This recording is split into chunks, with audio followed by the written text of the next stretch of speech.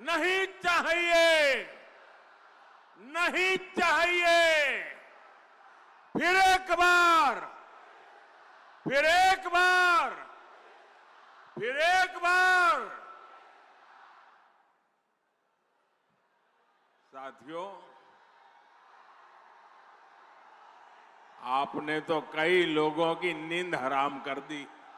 आप नीचे बैठिए भाई, आप बैठिए नीचे। आप फोटो लाए हैं, मैं आपका बहुत आभारी हूं।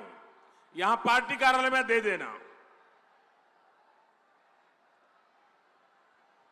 आप लोगों ने ये 3 मिनट में अच्छों की नींद उड़ा दी है जी।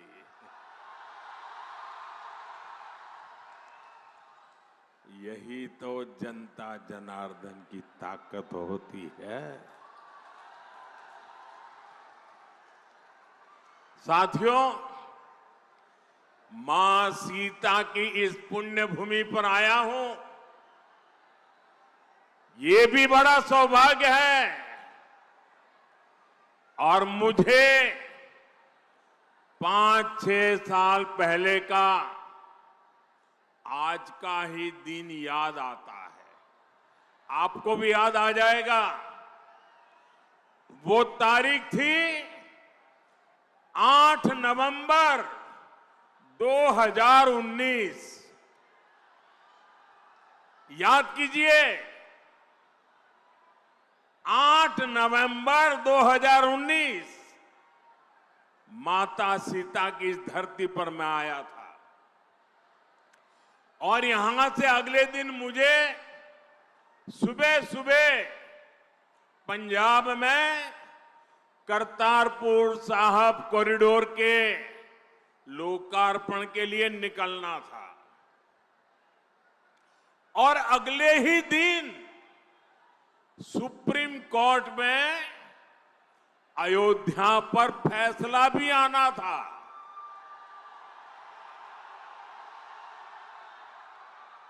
मैं मन ही मन प्रार्थना कर रहा था कि सीता मैया के आशीर्वाद से फैसला रामलला के पक्ष में ही आए।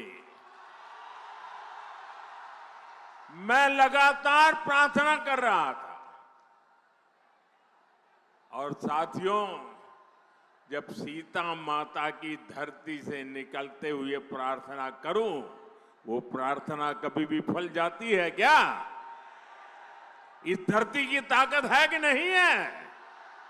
और यही तो मां के आशीर्वाद है।